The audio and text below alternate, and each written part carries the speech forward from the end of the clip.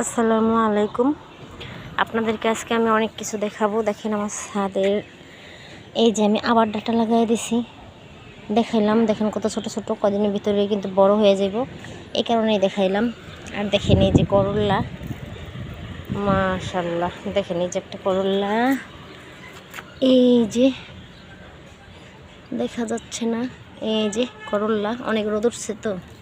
এই যে দেখেন এখানে ছোট একটা বের হয়েছে, এই যে দেখেন এখানেও একটা বের হয়েছে।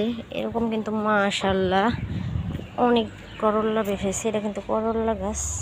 এই যে দেখেন দেখেন অ্যালোভেরা গাছের ভিতরে এমনি কত সুন্দর নোনতা শাক হইতেছে। এগুলো কিন্তু আমি লাগাই নাই, এমনি এমনি হয়েছে। এখানেও ডাটা লাগাই দিছি।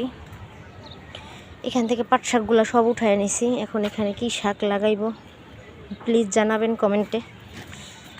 লাল শাক হয়েছে ওখানে। আমি আসলে এখানে আসছি আপনাদেরকে দেখানোর জন্য। যে উস্তা গাছেও দেখেন উস্তাগুলো কি সুন্দর হয়ে রয়েছে। এই যে উস্তা, অনেক উস্তা কিন্তু হইতেছে। অনেকবার তুইলা খাইছি, আপনাদেরকে দেখাইছি। আবার অনেক উস্তা হইতেছে। আর দেখেন নোনতা শাকের অবস্থা। এগুলো কিন্তু আসলে আমি একটা কিছু লাগাই নেই, এমনি এমনি হয় নোনতা শাকগুলা। আগে লাগাইছিলাম তাই।